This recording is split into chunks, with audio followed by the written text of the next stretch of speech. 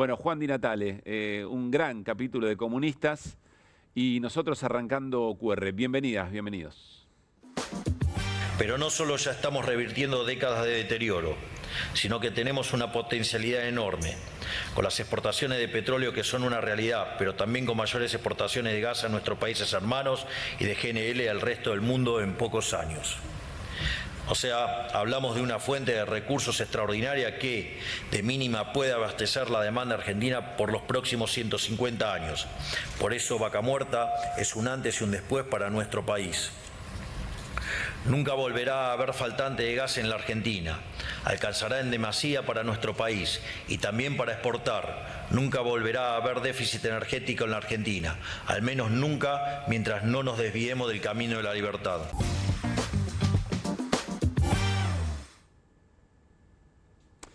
Anoche, Mar del Plata, un rato antes de esta hora, cerca de la tarde, cuando empezó a caer la noche y por supuesto aumentar el frío, en los hogares marplatenses empezaron a notar que las hornallas, las estufas estaban perdiendo potencia, como lo que estamos viendo, y que en un momento determinado directamente ya no había suministro. Se apagaban las hornallas, se apagaban las estufas.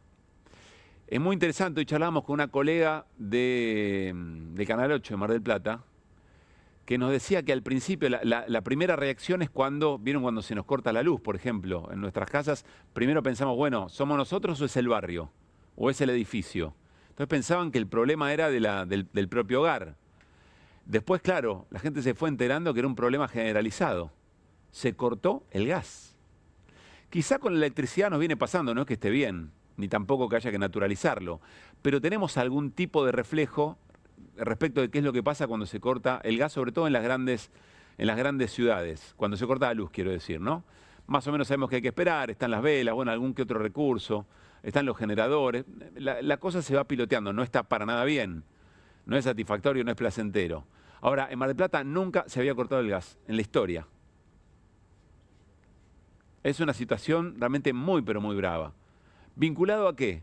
Y, por lo que nos hemos enterado en estas horas, vinculado a dos cosas. Vinculado a la falta de obra pública, o en realidad a haber interrumpido la obra pública, y a otra cosa que no necesariamente es lo mismo, que es la falta de planificación. Ahora vamos a ir sobre eso.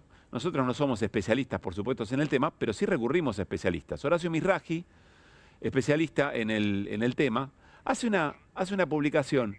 Es el director del Post Energético y publica esta nota. Las obras paralizadas que podrían haber atenuado los cortes de gas por el frío. El gobierno decidió dar de baja obras de transporte de gas y no pudo terminar la reversión del gasoducto norte mientras espera inversiones privadas. Y vamos a un tramo específico donde habla en concreto respecto del gasoducto de la costa.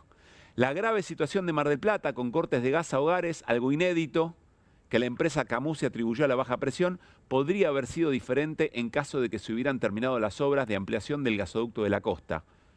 Y después agrega cita específica.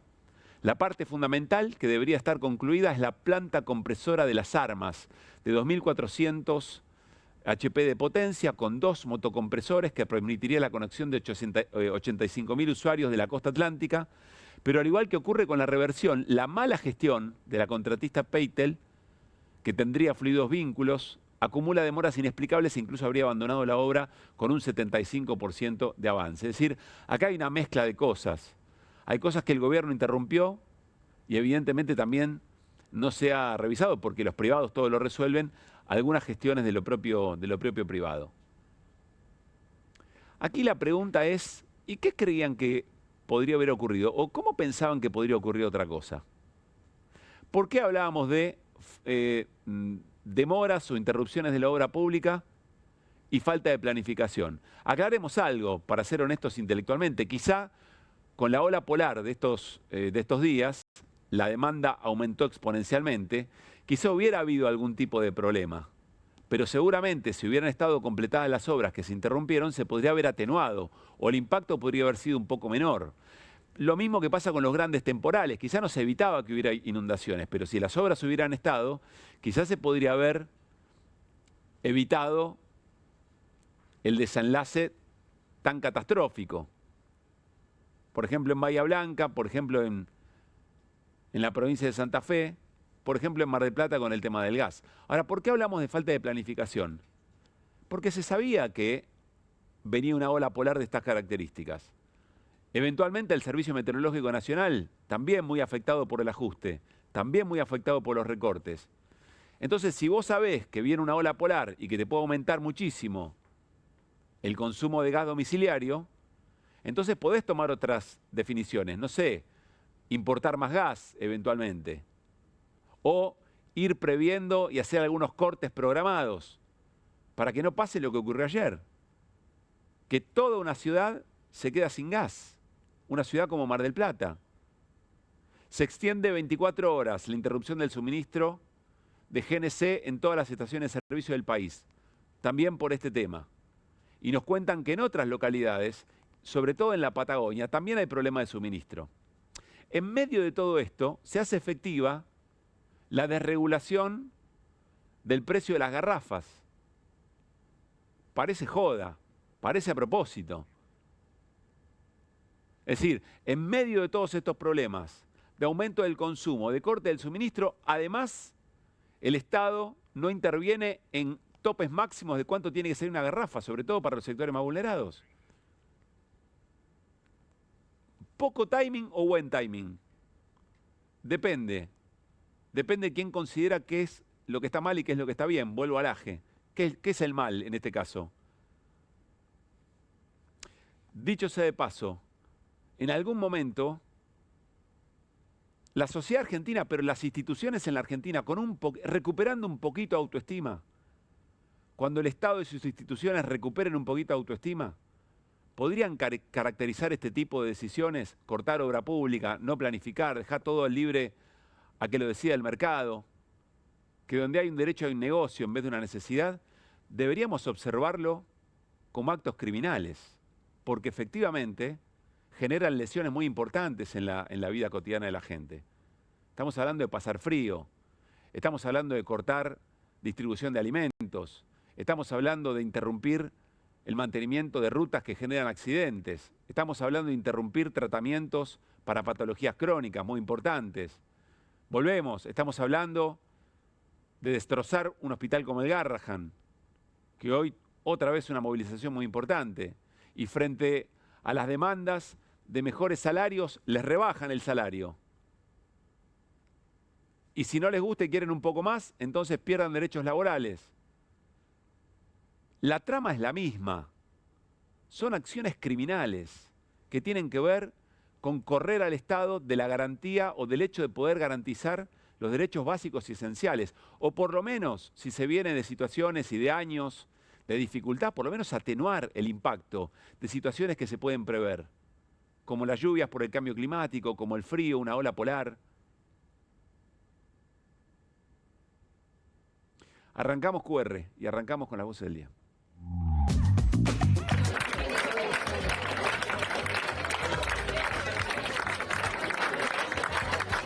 Si no funciona el Garrahan, digamos, ¿hay riesgo de vida para niños de todo el país que no tengan otro lugar para atenderse? Hay riesgo de vida de niños del presente y riesgo de vida de niños del futuro. Atiende el 40% de los pacientes pediátricos del país. El año pasado trasplantaron 120 pacientes entre trasplantes de hígado, riñón y corazón.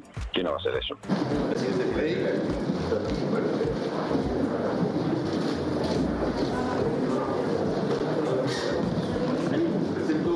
Emprenderemos el camino de la libertad y lo haremos acompañados o solos, porque como ya he dicho, Argentina no puede esperar. Estar en el Mercosur nos protege.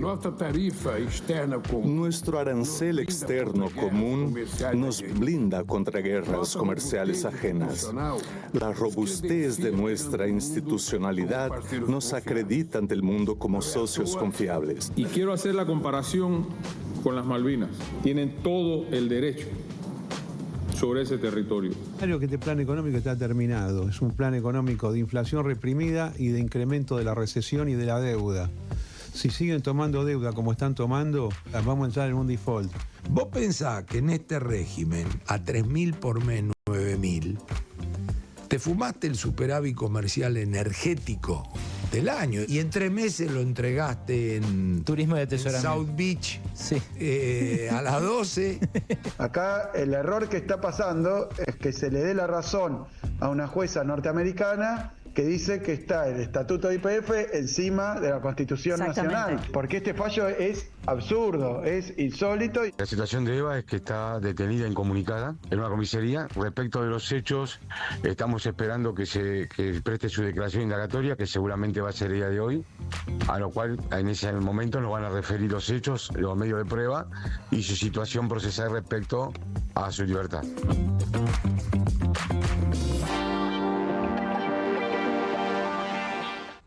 Bueno, pero muy buenas noches al equipo de QR de esta jornada de jueves. Buenas noches, Hola ¿cómo Martín le va? Granoski, ¿qué dice Hernán Lecher? ¿Cómo ¿Qué están? tal? Buenas noches. ¿Cómo Quiero estamos? decirles que en un rato viene el ex canciller, Felipe Solá. Vamos a hablar de otro de los elementos importantes del día que tiene que ver con la reunión del Mercosur. Y enseguida nos metemos con otra de las fotos del día. Para mí hay una foto del día que es una hornalla encendida de la cual no sale gas. Pero la otra foto política es el encuentro de Cristina Fernández de Kirchner y Luis Ignacio Lula da Silva. Esta fotografía. Y enseguida hablamos con Eduardo Valdés, que estuvo hoy con Lula y seguramente nos va a contar cosas muy importantes. Vuelvo un segundito a lo que pasa en Mar del Plata, el tema de las obras y demás.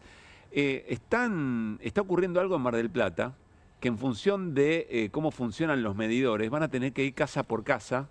Y no lo puede hacer cualquier usuario, no puede hacer las familias, digamos. Van a tener que ir casa por casa para restablecer el suministro.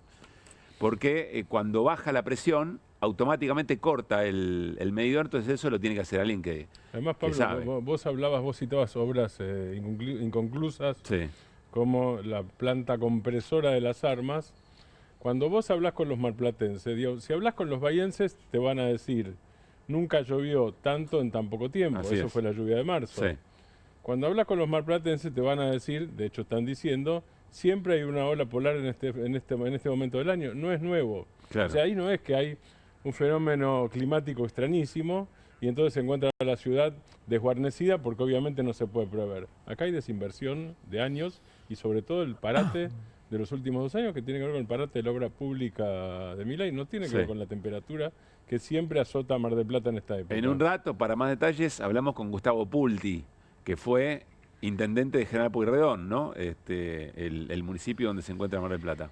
Ahí hay un tema, hay una conjunción de hechos. Principalmente es esto que dice Martín, la falta de mantenimiento en las plantas bombeadoras y compresoras. Se agrega una cuestión, antes vos tenías un barco regasificador en Bahía que le inyectaba gas a Mar del Plata, ahora no está más, está solo en Escobar, así que esto también complica la cuestión. Pero un aditamento. Sí. No iba a faltar gas nunca. Dijo Milei. Ahora, con la industria caída en el orden del 10%, te falta gas. O sea, Porque sí, que debería sobrar, ¿no es cierto? Para consumo domiciliario. Hace un ratito, Claro. una persona Buen que dato fue que presidenta tira de Metrogas, Sí. me dice, el Vasco Barcelona, me dice, ¿vos te imaginás que hubiese sido si no hubiese caído la actividad industrial, que es la que consume gas? Sí. Esto era mucho peor. Y tiene razón. Esto era mucho Claro, peor. bajó mucho la demanda de energía en general, ¿no? Por la caída de la industria. Claro, con lo cual, en ese contexto además, es un agravante a la situación, ¿no? Digo, si se te escapa la tortuga, en este momento Sí, claro. es bastante peor. Bueno, enseguida vamos a volver sobre esto. Vamos a meternos, y charlamos primero con Martín Granoski, enseguida con Eduardo Valdés. Vamos a compartir el momento en que el presidente de la Argentina, Javier Milei, hace el pase del traspaso de la presidencia pro tempore del Mercosur a Luis Ignacio Lula da Silva. Ahí está el saludo. Frío, ¿comparado con qué? Porque después Milei le mete palmadita en el hombro a otros presidentes, entonces ahí es frío. Si no es ¿no? Estrechan la mano, pero en el contexto, claro, tampoco es un cumpleaños, ¿no? Estrechan la mano, se saludan, pero miren los rostros y la comparación con otros, con quien se siente un poco más cómodo Javier Milei, ahí hace la diferencia. Y este es el momento en que se hace el traspaso de la presidencia pro tempore del Mercosur. Ahora vamos a compartir algunos conceptos, enseguida viene el canciller Felipe Solá. Pero ¿qué dirías por lo menos en términos, para abordar el tema de manera general. Por lo pronto, ya que decís comparado con qué, si querés a cada uno se lo puede comparar con alguien. A ver. Imágenes conocidas. De Lula casi cualquiera, te diría. Porque Lula es un abraceiro. Sí. ¿Te acordás del besuqueiro? Sí, Bueno, señor. Lula es un abraceiro. Muy afectuoso. Cuando no abraza es raro. Sí. Eso, a Lula con cualquiera. Y a Milei lo podés comparar con los abrazos con Trump, por ejemplo. O con Netanyahu, si querés, que son calurosos, cálidos, O estrechos. como cuando se así. encontró en el escenario con Elon Musk. Sí. ¿no? Claro, ¿Se acuerdan? exactamente, No sé, sí. No sé Tal si cual. se fijaron en las imágenes. Cuando Lula, de hecho, reforzando lo que dice Martín, cuando Lula entra con Wertheim, viene sonriendo. Claro. Se Sí. le va la sonrisa cuando llega. Exacto. Pero en serio, viene riéndose, jugando casi con una... No sorprende, es genuino con las diferencias Pero- que tienen, ¿no? Después de las cosas que han pasado, Y me parece que se han bastante dicho. razonable. Quizás la lectura es la otra. ¿Qué iba? ¿Sonreír? O quizás la lectura es la otra. Che, al final, uno podría decir, yo cuando vi la imagen primero dije, mirá lo que es Lula, que a pesar de todas las cosas que le dijo Milei, Sí. bueno, no tiene mucho drama, ¿no? Bueno, enseguida nos metemos con el tema Mercosur, Martín. Insisto que ya viene Felipe Solá, pero quiero saludar a Eduardo Valdés porque la foto tuvo que ver con el encuentro de Lula con Cristina Fernández de Kirchner en San José, 11-11, y estuvo con Lula el diputado nacional Eduardo Valdés, que además es el presidente, si no me equivoco, de la Comisión de Relaciones Internacionales, del Mercosur, perdón, del Mercosur de la Cámara de Diputados. Ahí estaba con Pérez Esquivel. Además, fíjense, Eduardo Valdés, Lula y Pérez Esquivel. Hola Eduardo, ¿cómo estás? Pablo Caruso y todo el equipo de QR, saludamos. ¿Cómo va? Un gusto. ¿Cómo les va? Buenas noches. Gracias, Eduardo. A ver, ¿qué te dejó la visita con Lula, de lo que se puede contar, del valor político de su presencia? Bueno, primero una emoción muy importante porque estamos con uno de los líderes más importantes de la humanidad en este momento, que al venir a la Argentina para asumir la presidencia pro tempore del Mercosur, primero me parece que es una institución, el Mercosur, que es muy importante para nosotros. Va de la mano del nacimiento de la democracia argentina ya por 1985, cuando la imaginaron el presidente Alfonsín y el presidente Sarney como un lugar para desnuclearizar la zona, porque esas son las declaraciones que hace Sarney hará 8 años cuando hace una evaluación que fue el Mercosur, ¿no? Había como una carrera armamentística y nuclear entre entre las Fuerzas Armadas de la región. O sea, fue una zona de paz y lo cierto es que no hay ninguna hipótesis de conflicto, como sí lo había en aquel momento, entre ninguna de los Estados miembros, cosa que es saludable y valorable.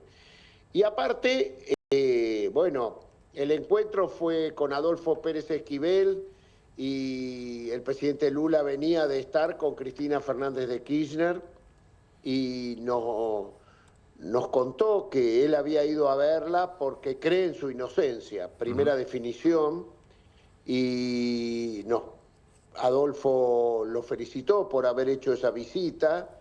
Él le valoró a Adolfo Pérez Esquivel de haber sido quizás el primero que lanza la campaña internacional en el año, creo que fue el 2019, el Lula Libre. Sí. Y lo fue a visitar a la cárcel. Con Leonardo Boff, el fraile franciscano, van al día siguiente que Lula estaba en Curitiba, en la cárcel de Curitiba, y no los dejan entrar. Y de ese día, de ahí se larga el Nobel de la Paz, acompañado por distintos dirigentes del PT, sí, la campaña internacional Lula Libre. Bueno, él le agradeció mucho esos momentos y a su vez nos contó que la vio muy fuerte, muy bien a la presidenta Cristina Fernández de Kirchner, y cuando le mostramos el cartel que habíamos sustentado en Argentina cuando fue aquella lucha por el Lula Libre, y que en base a eso se había hecho este cartel de Cristina Libre. Ahí lo estamos viendo en pantalla. Él nos dijo: yo quiero sacar una foto con este cartel de Cristina Libre, y me dice que yo sostenga el cartel de Lula Libre. Y así fue que junto a Adolfo Pérez Esquivel se produjo esa foto. que para nosotros es muy importante. Creo que junto a Claudia Sheinbaum, la presidenta de México y el presidente de Brasil, que se han expresado contundentemente por la inocencia de Cristina Fernández de Kirchner, es un gran punto de partida. Déjame hacerte una pregunta, Eduardo, y si quieres sumar algo, Martín, también. Porque en el momento en que está Lula en una coalición muy heterogénea, ¿no?, con sectores conservadores, quizá la foto con Cristina o este cartel lo pone en juego. Es decir, quizá vuelve a Brasil y algún cuestionamiento se le puede llegar a hacer internamente. Y sin embargo, ahí está Lula asumiendo ese costo político, ese eventual costo político. ¿O pienso mal, Eduardo? La verdad que yo no pensé en la situación que le puede pasar en Brasil, pero lógicamente que la oposición le va a cuestionar. Pero bueno, él toma esa decisión y a nosotros nos pareció muy bien. Pero como es Lula, un hombre de convicciones, o sea, tomó la decisión porque es lo que él cree. Eso fue lo que más nos dijo y nos conmovió ahí con Adolfo. Tan es así que las declaraciones que hace Pérez Esquivel cuando salimos es eso, ¿no? Que él dijo que había ido porque creía en la inocencia de Cristina Kirchner. Si vos crees en la inocencia de una persona, ¿por qué no lo vas a decir públicamente? Martín.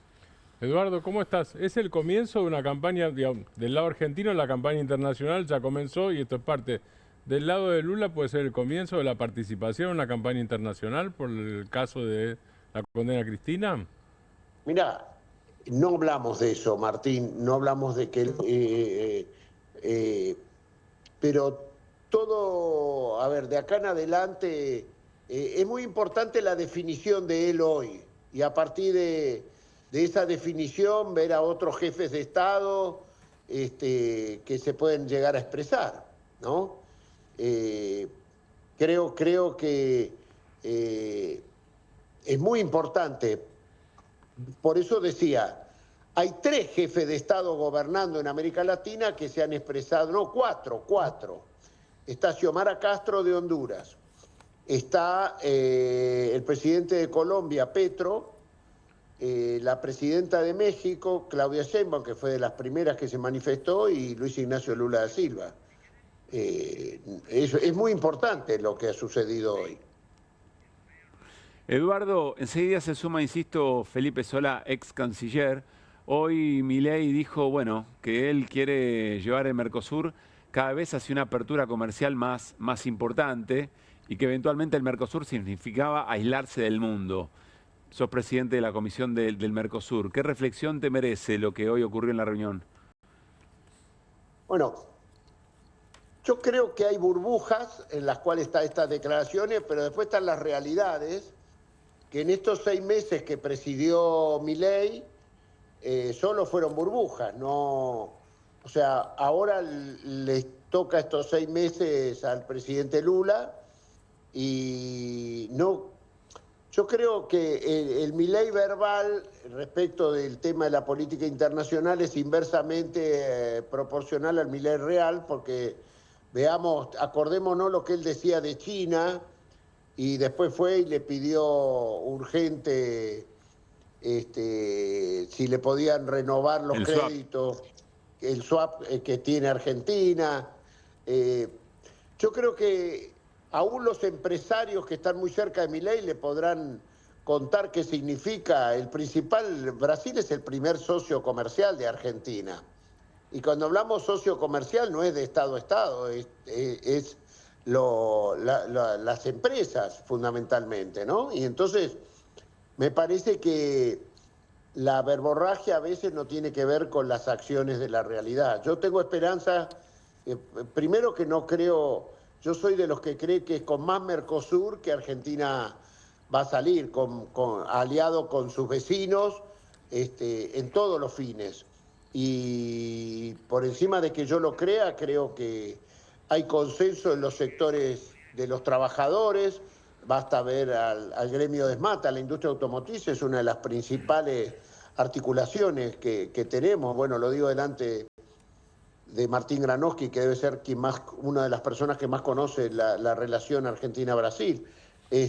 pero me parece que la verborragia no ha tenido que ver con la realidad en estos 6 meses. No sé usted si Martín, que es más especialista que yo, cree eso, pero los 6 meses esto no hizo lo que dice que va a hacer. Martín. Hay una parte, justamente te iba a comentar y a preguntar, Eduardo, a ver cuál era tu percepción. La mía es que hay una parte de Freezer, que es la relación entre presidentes, que no se te escapa a vos, que fue importantísima. No solamente el mejor momento de relación, hubo 2 momentos de gran relación entre presidentes. Alfonsín Sarney, que vos lo citabas, 1985, cuando empieza la integración, a poco la democracia brasileña, y después Néstor Kirchner y el propio Lula. Fueron los 2 grandes momentos, claro, presidente a presidente. Y hoy hay freezer absoluto entre los dos. Digo, ¿esto no retrasa políticamente el Mercosur? Pero también hay freezer absoluto con Uruguay, ¿no? El presidente, debe ser la primera vez que un jefe de Estado argentino no participa de la asunción presidencial de un presidente de Uruguay. Yo, la verdad, pero así todo, creo que esa cuestión gestual no se ha dado con el día a día de la presidencia. Estoy evaluando los 6 meses de presidente de Javier Milei del pro tempore del Mercosur, que hoy terminó y le entregó a Lula. Claro. O sea, lo que él dijo verbalmente no lo hizo. Claro. Eduardo, gracias como siempre. Déjame querías preguntarle. Ah, sí. Hernán tiene pregunta. ¿Cómo estás, Eduardo? Buenas noches. Hola, Hernán. ¿Cómo estás? Te pregunto por Yamandu Orsi, que cuando le preguntaron acerca de lo de Cristina, dijo, bueno, no lo tengo previsto, no quiero meterme en política ajena. Bueno, yo soy un tipo que tengo obligación de construir esperanza y bueno, trabajaremos. Hay que madurar esas cuestiones.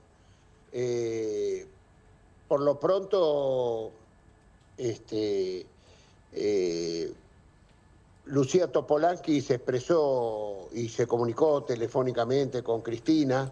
Vamos a trabajar eso. Bien. Eduardo, gracias como siempre. Déjame felicitarte. Qué buena calidad la de la cámara de Eduardo, ¿no? Muy buena. Mejor que estar en el estudio. No, se ve perfecto. Espectacular. Ah, sí, miramos. Muy profesional, muy bien. Bueno, me alegro. Abrazo grande. Ese es mi celular, les aviso. Sí, por eso nos llama la atención. Un gran abrazo, Eduardo, que estés muy bien. Chao, gracias. Chao. Bueno, Eduardo Valdés, ya está Felipe Solá con nosotros. Vamos a introducirnos directamente y seguir hablando del Mercosur, ex canciller. Vamos a algunas de las definiciones de Javier Milei cuando toma la palabra. Insistimos en el traspaso de mando a la presidencia pro tempore del Mercosur, hoy junto con el resto de los presidentes de los países que lo integran. Buscaremos acelerar la marcha hacia una apertura comercial más profunda y adecuada a la realidad de nuestros pueblos, la cual exige una mayor agilidad en los términos burocráticos. Hay que recordar que el costo de oportunidad por la pereza administrativa nunca lo paga el burócrata, sino el empresario y por extensión al trabajador. No puede existir empresa sin mercados y no puede existir trabajador sin empresa. El aislacionismo comercial redunda en menos y peor empleo para nuestros pueblos, en salarios deprimidos por la inactividad y en mercados cerrados por cotos de casas que la política diagrama en su propio beneficio y el de sus protegidos. Cada año que pasa sin mayor libertad comercial es un año en el que una empresa no puede crecer ni contratar gente, mientras que el funcionario de turno a cargo de gestionar estos acuerdos seguirá cobrando un sueldo. Debemos, en definitiva, dejar de pensar al Mercosur como un escudo que nos proteja del mundo y comenzar a pensarlo como una lanza que nos permita penetrar de forma efectiva en los mercados globales, mercados de los cuales hasta ahora las barreras aduaneras nos han excluido. Y por eso, como bloque, tenemos que entablar condiciones de comercio lógicas. Bueno, a esta hora hay una suerte de monotono del presidente Javier Milei que quizá no permite terminar de comprender qué es lo que está diciendo, pero está dando algunas definiciones importantes pensando en el rol del Mercosur y el intercambio comercial de nuestros países con el resto del mundo. Dice algo así como, bueno, el Mercosur nos aísla y es al revés. Él dice, es mercado, es empresa y es la gente. Buenas noches, Felipe Solá, ¿cómo anda? Hola, gracias por invitarme. ¿Qué tal? Buenas noches. ¿Podemos de alguna manera traducir cuál es la hipótesis de Milei y eventualmente qué es lo que pensás vos como es canciller además? A mí me parece que Milei detesta el Mercosur, pero no se anima a irse. Y no se anima a irse por una serie de vínculos muy fuertes, porque no se puede ir sin un costo altísimo para la Argentina. Y paréntesis, ¿puede tomar una decisión el presidente de sacar un país del Mercosur o tiene que ir al Congreso? En teoría tiene que ir al Congreso, al ¿no? Congreso, sí. Cosa que Milei no hace mucho, pero para esto seguramente recurriría al Congreso y rebotaría. A mí me parece que tiene una visión absolutamente sesgada. Es un monotema. Escucharlo, ese discurso que hizo hoy el presidente Milei, es un discurso que podría haber dicho en cualquier lugar. No es un discurso para el Mercosur, es el monotema de él. Los empleados públicos son malos, los funcionarios quieren joder a todo el mundo, las empresas los sufren, él ha venido a salvarlos, etc. No tiene nada que ver con el Mercosur, con la posibilidad. Es coherente, lleva lo que es a todos lados. No, pero eso no es ser coherente, es ser monotemático. Lo malo de un fanático, como decía un extraordinario líder que no voy a nombrar, lo malo de un fanático es que no puede cambiar de idea, a pesar de las evidencias, pero lo más grave es que no puede cambiar de tema tampoco. Entonces, ¿y eso qué problema nos trae? No, el problema que nos trae es que el problema no es el daño, el problema es el no crecimiento. Es lo que no se hace, no lo que se hace mal. No ha hecho nada. Milei no ha hecho nada importante con el Mercosur en 6 meses.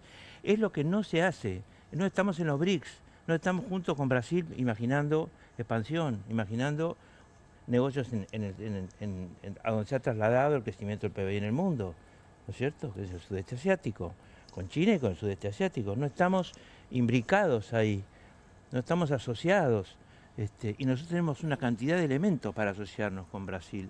Y están todos siendo despreciados por Milei. Milei no ha concebido absolutamente nada con América Latina.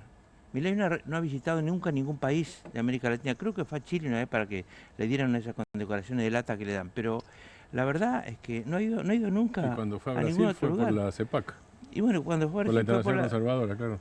Por la Internacional Conservadora, la Internacional Reaccionaria, para oír una cantidad de groserías de los hijos de Bolsonaro y festejarlas. Perdón que te lo pregunte así, pero la gente de a pie, como diría Mario Weinfeld, ¿en qué se perjudica que Milei haya detenido, por ejemplo, ese tipo de políticas? Hay que mirar las exportaciones argentinas, hay que mirar el saldo comercial de la Argentina, el saldo de la balanza comercial, por lo pronto.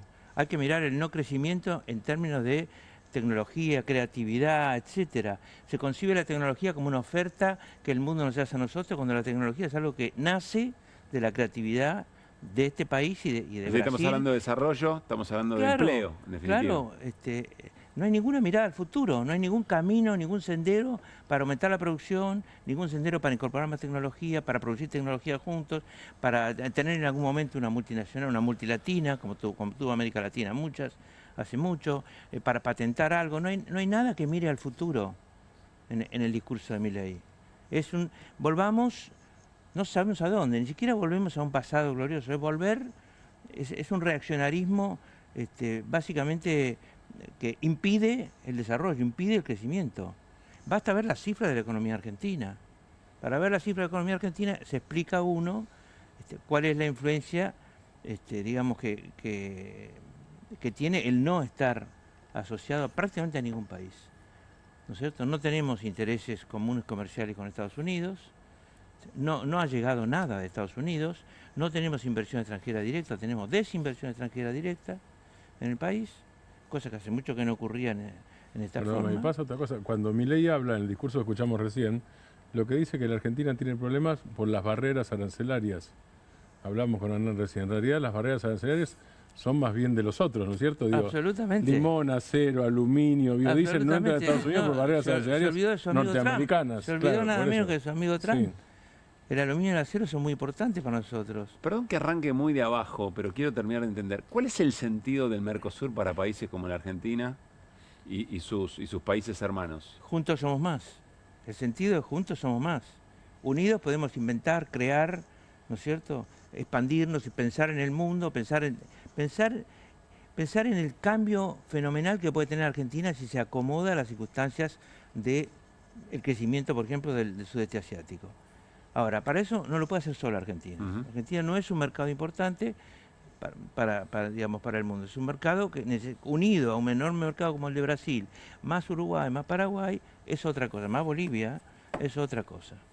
Es otra cosa. Unirse. No tiene ninguna otra posibilidad Argentina que no sea unirse a los demás países del Mercosur. Las demás posibilidades son secundarias, es decir, secundarias no por menor importancia, sino porque vienen después que estás unido. Claro. Después que estás unido. Sin unión no tenés la menor fuerza. Además, Argentina ha caído muchísimo en desprestigio en la era Milei. Hay un desprestigio, hay un desprestigio por la caída de la economía real, hay un desprestigio, obviamente, por la locura que dice Milei en el mundo. Hay un desprestigio porque se sabe que acá le pegan a los jubilados todos los miércoles. Perdóname, te lo pregunto así, pero ¿esa es tu impresión desde acá? ¿O las relaciones y tu capacidad de lectura de lo internacional? Tengo un grupo de compañeros y amigos, donde están los que saben mucho más que yo, con los que me junto permanentemente. ¿Y qué te dicen? ¿O qué se dice? Y me dicen que Milei está haciendo más chica a la Argentina en el mundo cada vez más. Cada vez más chiquita.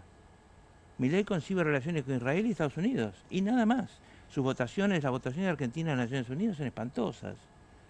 Perdemos 3 o 2 a veces, y a veces 1 solo, Argentina, contra cientos de países, ¿no?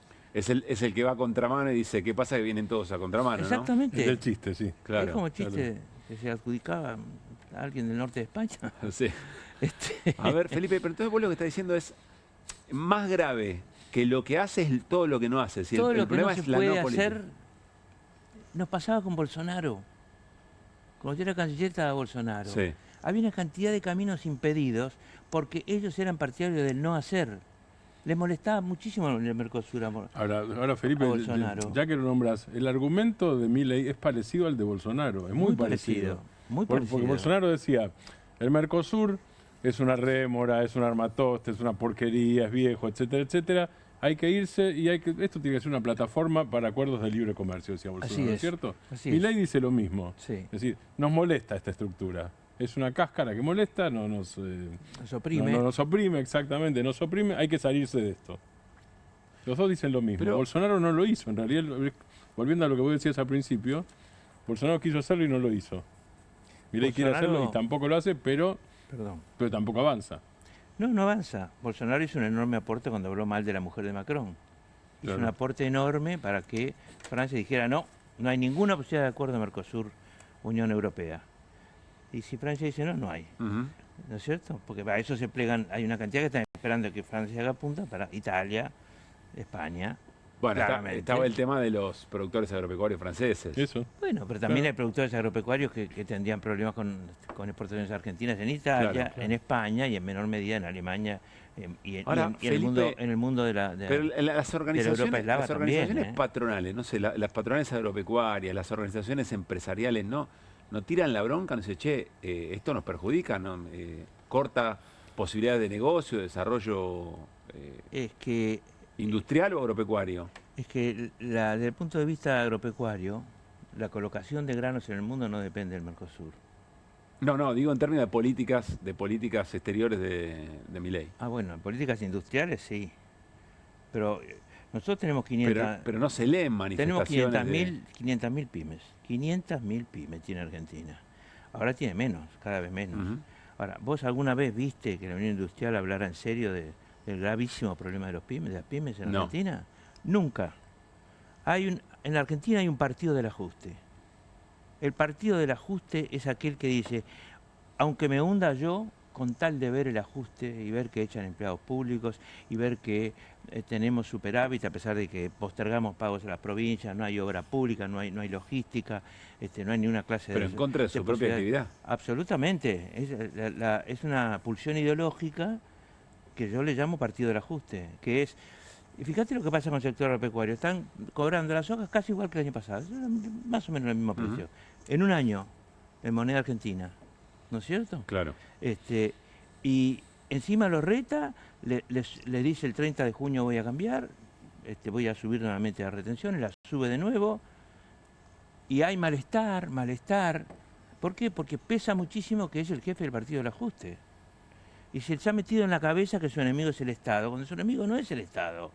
Por supuesto, si el Estado gasta cualquier cosa, pero en la mesa es de enemigo enlace de lo cualquiera. entiendo, en algún sector de la UIA, aunque dice representar las pymes también, ahora en las pymes no termino de comprender eso. No, las pymes no han mostrado, no quiero ser injusto, pero no han mostrado la capacidad de acumular poder efectivo para presionar en la Argentina. Pero no están ni siquiera apadrinadas bien por la UIA, porque la UIA tampoco usa ese poder, no lo usa. En todo caso, por sector a veces hay protestas, hay problemas, pero la unión hace la debilidad en el caso de las industrias. ¿Cómo estás viendo la relación gobernadores con Milei en este momento? Viste que de manera inédita se firmó un documento, la tensión parece un poco más concreta, hay algún tipo de acción política, vos fuiste gobernador de la provincia de Buenos Aires, conocés a los pares, digamos. ¿Hay un punto de quiebre o es la misma historia del año pasado, tira y afloje? Es mejor que te digan no y no te voy a dar nunca más nada, que te manden un tipo de segunda o tercera línea a que te diga el jueves te mando el cheque. El jueves te mando el cheque. El jueves, bueno, el otro jueves. ¿Ese no, el Francos? otro jueves. ¿Eh? ¿Ese Francos? Catalán. No, ese es el secretario de Hacienda, creo que manda, ¿no es cierto? Guberman. Guberman. Pero por supuesto que ese es Milei. Las provincias se dieron cuenta de que dieron muchísimo, cometieron gravísimos errores, en mi opinión, varios gobernadores en apoyar la ley de base, en apoyar el DNU 70, en todas las conductas que tuvieron en el Congreso, y ahora se dan cuenta que los boludearon. Esa es la palabra que se usa cuando alguien te corre el arco todas las semanas. Les corrieron tanto el arco que ya no pueden más, porque digamos, hay un presupuesto con un costo fijo, ¿no es cierto? Y los presupuestos de costo fijo en las provincias, que Milei insiste en que nada en abundancia, y no, porque no echan empleados cuando no hay sectores privados que lo puedan tomar de ninguna manera, en muchas provincias argentinas, sobre todo del NOA, y en algunas del NEA. Bueno, esos gobernadores ¿Y vos crees que lideran eso llega a un límite, así que ya no funciona sí. más el jueves te mando el cheque? Yo creo que sí, que se cansaron. Exactamente. Creo que se cansaron y ahora vamos a ver que por efecto de la ausencia de una política federal mínima, que tenía hasta Caballo tenía una política federal, yo me acuerdo, y las exigencias provinciales pesaban. Después había retos y todo, pero a la mera, como dicen los mexicanos, a la hora de la verdad, la plata aparecía. ¿Por qué? Bueno, porque además estaba Menem, ¿no?, que recibía y estaba Bauzá, que recibía me acuerdo de esa época. De la misma manera pasaba con De la Rúa, cuando quiso centralizar no pudo, no lo consiguió. Buenos Aires lideraba en ese momento la actitud en contra, y Córdoba también, con De la Sota. Voy a seguir, sí, dale, completa la idea. Quiero decirte algo. A mí me parece que las provincias sufren la falta de actividad económica igual que Buenos Aires, que el AMBA, ¿cierto? La falta de actividad económica interna, que es la que genera ingresos brutos, ha caído muchísimo. Ingresos brutos suele ser, en Buenos Aires era el rubro principal de los ingresos provinciales, ¿no? Y el IVA, el rubro principal de los ingresos por coparticipación federal. Los dos están caídos porque hay actividad económica. Claro. Entonces, Buenos Aires, por ejemplo, es una provincia que las exportaciones las ve pasar por arriba. Derecho de exportación, desde el punto de vista fiscal, digo, ¿no? Sí. Por supuesto, mueven la economía agropecuaria, mueven la economía agroindustrial, mueven la economía agroalimentaria, ¿sí?, en mayor medida relativa en Santa Fe y Córdoba, pero en Buenos Aires es muy importante, y eso no hay que descuidarlo. Pero el grueso del aporte fiscal pasa por arriba y no es coparticipable. Es como que va en helicóptero y baja en el Ministerio de Hacienda, en el Ministerio de Economía.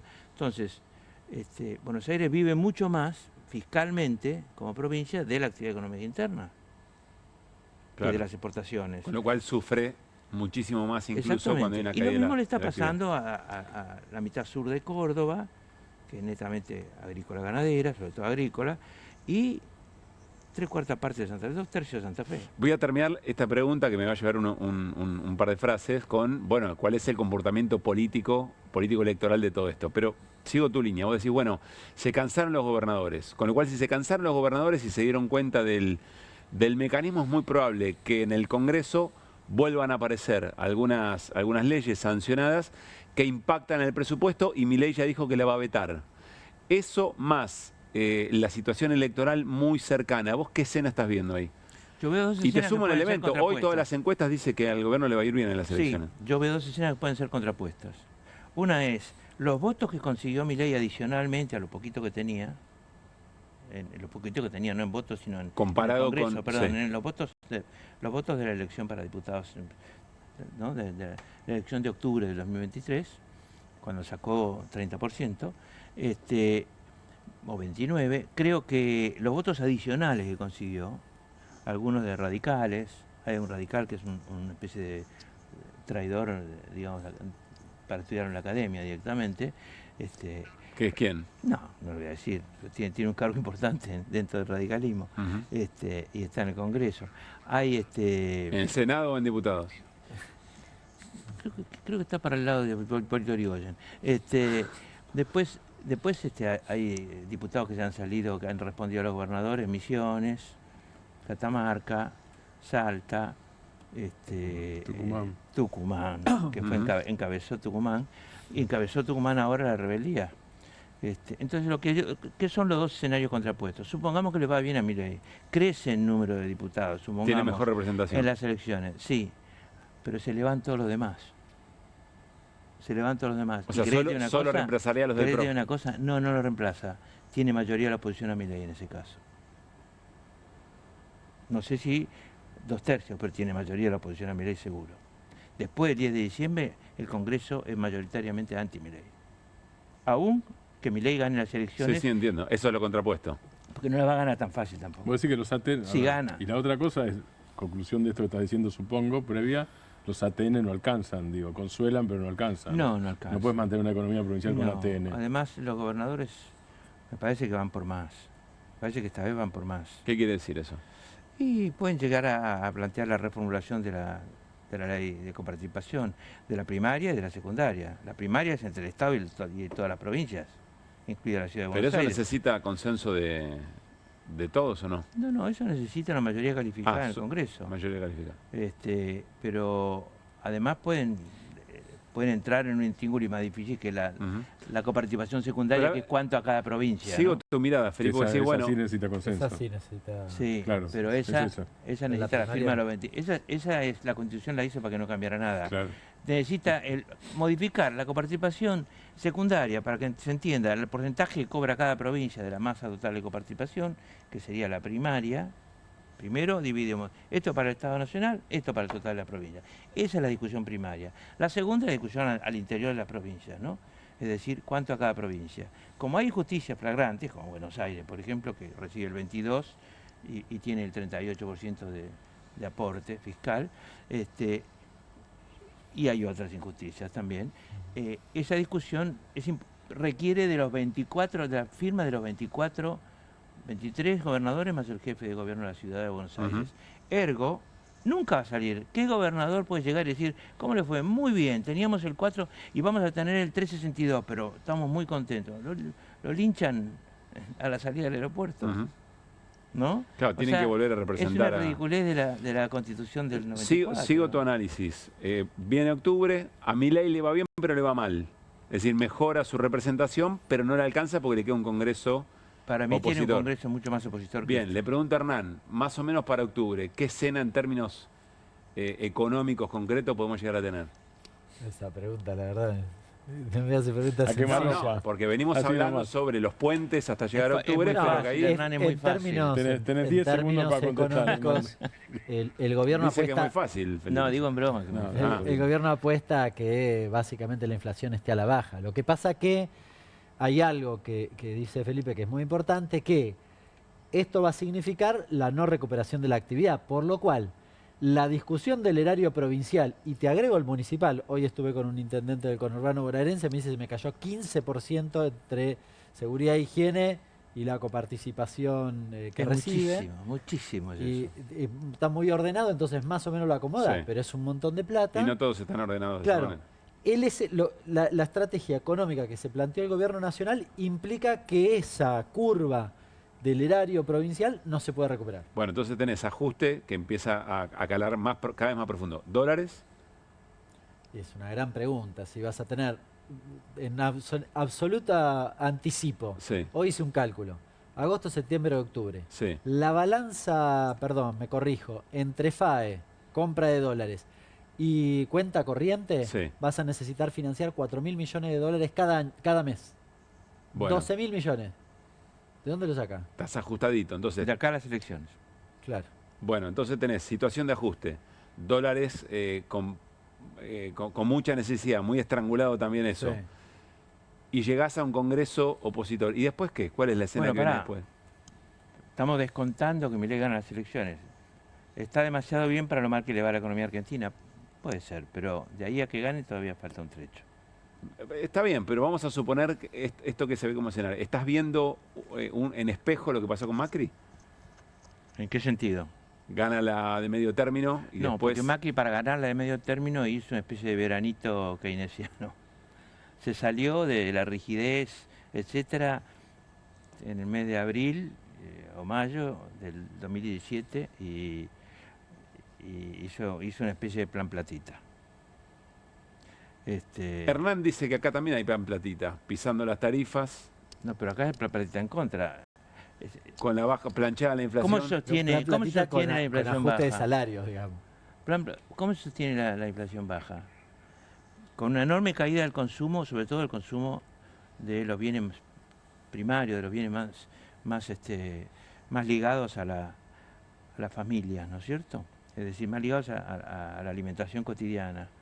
Se sostiene, en segundo lugar, con deuda, 20.000 millones de dólares para llegar a las elecciones, es decir, para mantener ese dólar así. Y en tercer lugar, con un tapón que le dice, discúlpeme muchacho, pero los salarios van a la baja, es decir, va a seguir cayendo el salario real. No solo los estatales, que está destruido totalmente, sino también del sector formal privado. No homologamos por arriba del 1%. Es decir, les está diciendo lo voy a joder, ¿no? Por eso a mí me cuesta creer que la gente piense que Milei puede ser, que la continuidad de la economía de Milei puede tener algún provecho. Bueno, y en este contexto, último tema, Felipe, y siempre gracias por venir. En este contexto la oposición condena a Cristina, plaza multitudinaria, parece que hay una movilización, que hay una pulsión política que se recupera. Hay algunas conversaciones que parecería están encaminadas hacia la unidad. ¿Qué estás viendo ahí? A mí me parece que nosotros vamos a una unidad que se va a ver en que los votos de septiembre en la provincia de Buenos Aires no van a ser tan diferentes de los votos de octubre en la provincia de Buenos Aires. Porque ahí ¿Eso es es bueno o donde eso es estaba malo? el problema. No, eso es bueno. Eso quiere decir que en el votante hay unidad. Y por ende, en la dirigencia va a haber unidad. Están cada vez más cerquita, eso se ve. Bueno, también creo que el peronismo debe pensarse en el mediano plazo, no en el corto plazo. Debe pensarse para más. Debe programarse de una manera tal que esté mucho más sólido el año que viene y más sólido todavía en el 27. ¿Y qué tiene que incorporar? ¿Qué tiene que hacer para eso? Tiene que ir a buscar a los perdedores del juego. Tiene que ir a buscar a los perdedores del modelo. Es decir, tiene que imbricarse con lo social mucho más, salir de la discusión de políticos con políticos y pasar a la discusión de políticos con empresarios, trabajadores, sindicatos, informales, cooperativas, el mundo golpeado por Milei. ¿Y hacer qué cosa? Porque, digamos, supongo que hay una que es escuchar. La otra, obviamente, no alcanza con decir a vos te va mal, porque el otro, si siente que le va mal, si percibe que le va mal y si lo traslada, o se la traslada al voto, va a decir chocolate por la noticia, yo sé.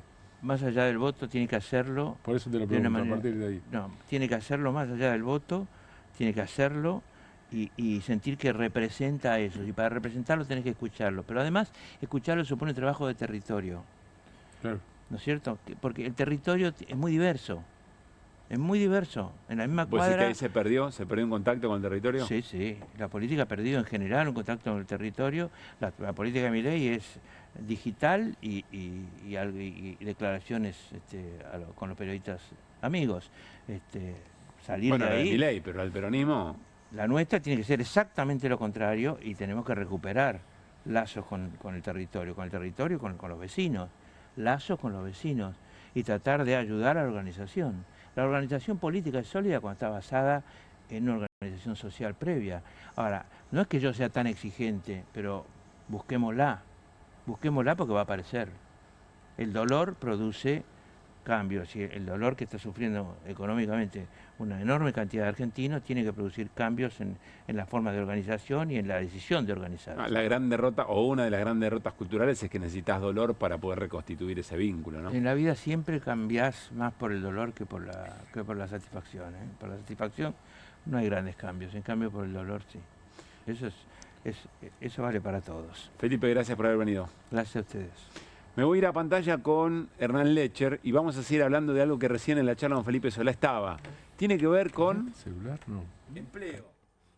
Tiene que ver con destrucción del empleo. Vamos con la portada. Despidos. Esta imagen es tremenda, ¿eh?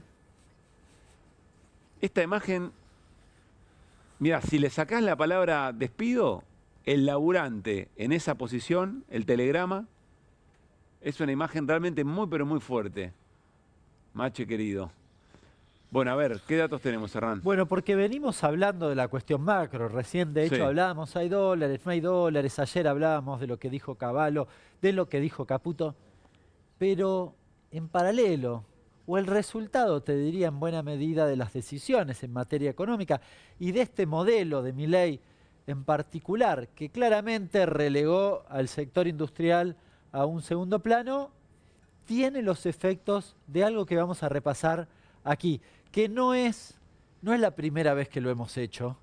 Hoy hablaba con Julián de producción y me dice, es muy importante que nosotros contemos esto, porque es después cómo se plasma en la vida cotidiana de aquellos que nos están mirando en este momento las decisiones en materia macroeconómica, ¿no? Nosotros podemos discutir 50 horas si hay dólares y no hay dólares, si está bien tal cosa o tal otra, pero después en la práctica se supone que las medidas económicas, digo se supone porque a veces dejan serias dudas, se supone que es para que vivamos mejor.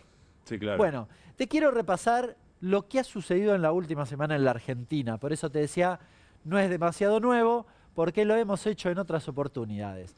Otra vez la crisis de la construcción golpea a Olavarría. 180 suspendidos en Cerro Negro. Tiene que ver con una actividad que la está pasando muy mal, que es todo lo que tiene que ver con materiales de la construcción en general. Acompañan la construcción, te imaginarás. Con lo cual, fíjate, la fábrica de pisos y cerámicos tiene este efecto. 180 suspensiones que, vale la pena mencionar, se suman a los 70 despidos que ya hubo. Sí, prácticamente, la empresa está tecleando.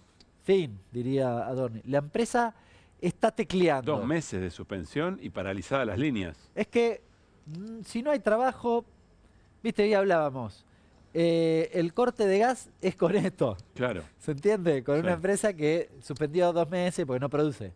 Bien, pero sigamos. mirá la última línea. No parece haber buena perspectiva para los trabajadores. Así, no es que hay un horizonte positivo.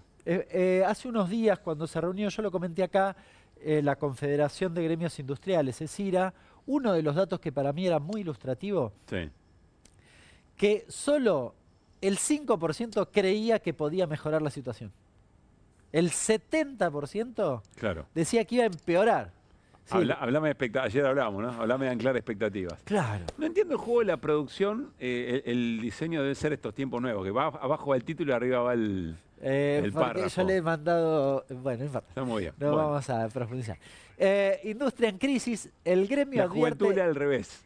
Claro, claro. Pero está bien porque queda mejor la altura. Bien. El gremio advierte más sobre despidos y hasta el cierre de Petroquímica Río Tercero. De nuevo, otra vez, expectativa. ¿A dónde vamos? A la posibilidad del cierre directamente de la empresa. Estamos hablando, lleva despedidos en los últimos meses al menos 125 trabajadores.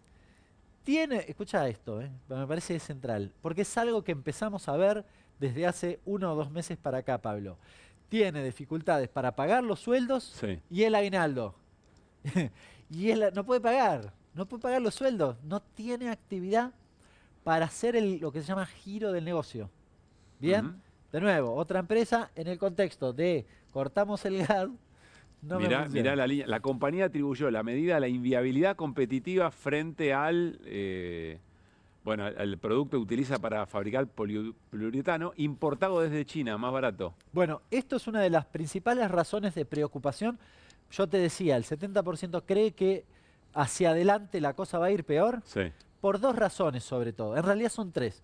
Una es la falta de horizonte económico, que es un poco más global. Las otras son la caída del salario, ¿sí? Porque no va a haber consumo. Y a la par de esas, las 3 más o menos se reparten en partes iguales. Y la tercera es la apertura importadora. Que esto tiene una característica, porque si vos pensás, el salario tal vez se recupera en algún momento. Es decir, tiene una volatilidad mayor, por decirlo de algún modo, a la baja, pero también al alza. Bien, mañana hay un aumento, bueno, puede venderse más. No lo digo en este contexto en particular, lo digo en términos genéricos. Ahora... Esperá, si el gobierno te pisa las paritarias, no hay manera. Claro, pero está bien, pero supongamos que mañana el gobierno decide no... Olvídate de mi ley. Sí. Decide no pisarlas. ¿Se entiende? Podría haber recuperación en un mes. Sí. Ahora, si te abrieron las importaciones, te vinieron 10 containers de China y vos bajaste la persiana, no vas a abrir hasta dentro de un año con suerte. Claro. ¿Se entiende la diferencia del impacto de la apertura importadora respecto de cualquier otra medida? Sigamos. El deterioro se hace en una semana, la recuperación de todo eso puede llevar de años. Definitivamente. Alpargatas, despidos y hablan nuevamente de suspensiones en la planta que tienen en Corrientes. Hay al menos 9 despidos que se suman a los despidos que ya había visto y suspenderán a 400 trabajadores de la fábrica de alpargatas directamente. Además de los despidos, estas suspensiones que recién te mencionaba. Perdón que moleste por leer todo. Podría ser el preludio de un cierre definitivo, afectando una de las industrias emblemáticas de esta localidad algodonera. Sabes que las suspensiones, depende del contexto, pero son un mecanismo, o suelen ser, no sé, en pandemia no tanto, porque era una particularidad de ese momento, pero suelen ser muchas veces la previa del despido. Y en esta magnitud que estamos viendo acá, el cierre de la planta. Vos decís, bueno, suspendo, pero yo sé que en el horizonte tengo una mejor expectativa, voy a recuperar. Suspendo, pero no, acá es todo lo contrario. Claro, a veces las automotrices acomodan el adelanto de vacaciones, hacen adelanto de vacaciones, porque les cayó un poco la producción, a veces tienen estacionalidad, en general en enero baja la producción. Pero este no es el caso. Esto no es el caso, esto estamos hablando de que la gente no compra. Fíjate el rubro, calzado. Sí, claro. Acá también, aunque no lo diga la nota, doy por descontado que el problema principal es la apertura importadora. Bien. Sigamos. La bancaria lanzó un plan de lucha, hoy me decían muy grave esto, contra la política de chica y despidos del Banco Santander, que incluirá una movilización a la Embajada de España. El Banco Santander está teniendo problemas no solo en la Argentina, pero particularmente en la Argentina. Y hoy me mandaron un audio a media tarde que decía algo así como yo había preguntado cuántos casos eran. Y me decían, no te los podemos confirmar porque están escupiendo las cartas de documento. Es decir, todo el mundo o mucha gente está en este momento recibiendo, esto es del día de hoy, recibiendo el telegrama de despido. Preocupación por lo que significa la continuidad de los puestos de trabajo en el Banco Santander aquí en la Argentina. No había tenido grandes despidos el sector bancario, así que un tema adicional, estamos hablando del mundo de los Ahí servicios, hablaba de digitalización, pero también caída del negocio tradicional, decía. Sí, la digitalización es un proceso que, o el avance tecnológico en una actividad como la bancaria, va modificando la tarea. Claro. Así que, por ejemplo, la bancaria tiene un trabajo muy fuerte en capacitar para convertir una tarea en otra, porque el avance tecnológico te pega en eso. Pero no lo hace de la noche a la mañana, también es cierto, ¿no? Procens anunciará el cierre de su planta en Balcarce. La noticia exclusivo no me suena muy bien, pero bueno. Dedicada a la producción de balanceado. Fíjate, balanceado de ganadería y avicultura. ¿No era que esto más o menos les iba bien? Bueno, parece que no. Cerraría su planta embalcarse, deja 25 personas en la calle, 25 familias. Estamos viendo el finalmente. resumen del año de la mala noticia de la No, la destrucción de última empleo. semana. La última semana, de Me hecho, dicen nosotros que quedan hicimos- 2 todavía. Bueno, ¿qué 3. quiere que haga yo? Me mirás a mí. Sigamos. 40 familias se quedan sin trabajo por el cierre de una fábrica nacional. Abrir en Inson, en San Luis. Producción de Etiquetas para envase. Fíjate, una actividad, vos decís. Bueno, también, si te cae la actividad, probablemente esto tenga que ver con envases térmicos y demás. Bueno, directamente cierra la planta. Sigamos, así no te lo hago tan largo. Pero es tremenda la sucesión de... Tensión en el petróleo, despidos y alertas en empresas de servicios de áreas convencionales. La empresa, la UE, proveedora de servicios petroleros. Se supone, de nuevo, que en el petróleo, bueno, la cosa iba bien. Pero acá es el 15 sector trabajadores. convencional, es que se pasan al no convencional. Sí, no, porque son segmentos distintos. El problema acá es que la política del gobierno nacional de que YPF abandone lo convencional Sí. te deja un tendal de despidos en el área convencional por diversas razones, no solo por el corrimiento de YPF, sino porque el que lo agarra en general prefiere tener menos trabajadores y demás, y además porque son empresas más chiquitas y mucho más volátiles, y después Claro. no tienen plata, te echan y ya, pasa en Neuquén, pasa en el sur, y es un problema. Todos los cañones puestos en lo no convencional, términos económicos puede ser una explicación razonable, o de rentabilidad. Ahora, para la Argentina y para determinadas Ahora, zonas es un problema. Hernán, perdón, en toda la revisión que hicieron ustedes dos, Pablo y Hernán, el único sector que no aparece es minería. Lo que pasa es que minería, a su vez, emplea Mirá, muy poquita gente. Yo te diría no ocupa para arriba porque... Que no de ideas, decís vos. No, y porque además minería tiene dos grandes segmentos, podríamos clasificarlo, pero tiene dos grandes segmentos. Una es el litio, o el cobre, que tal vez uno dice no Claro. tiene despidos. Ahora, tiene la calera, que se imaginarán que está relacionado con la construcción. Así que no la está pasando Sí, sí, bien. en la es decir, parte cementera, de claro, está hecho, mal. minería, si lo miro en términos interanuales, cayó en los puestos ¿También? de trabajo. Alguna vamos a encontrar, no la pidas. Esta creo que es la última, cerró una fábrica de O rebozados. sea que no se salva ningún Nadie. sector. No. Y despidió a todos sus empleados sin indemnización directamente. Una Mila se llamaba la fábrica, rebosado. Bueno, alimentos, industria, sector alimentos también, 12 trabajadores despedidos sin preaviso y sin indemnización. No le pudieron pagar ni la indemnización. Hernán, todo lo que vimos de la última semana. Es ¿en la serio? última semana. Esto es una tragedia. La última, sí. Efectivamente, nosotros hacemos todas las semanas el relevamiento. Yo hoy se lo pedí a un compañero, Tomás, le digo, ¿me mandás cuántos teníamos? ¿Qué sé yo? Sí. Me los manda, así que no se los mandé, por eso es este orden, se los mandé a la producción. Pero bueno, es esto, es una semana, 7 días.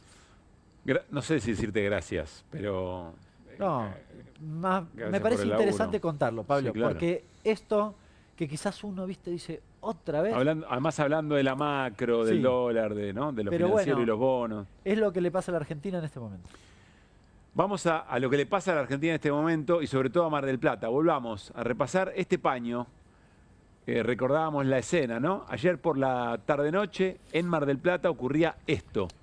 Primero se debilitaba la presión del gas y después directamente se cortaba el suministro y así estuvo Mar del Plata durante toda la noche, durante muchísimas horas y muy de a poco se va recomponiendo el servicio porque, como les contábamos, tiene que hacerse manualmente y por parte de las empresas, la restitución, la rehabilitación del propio medidor.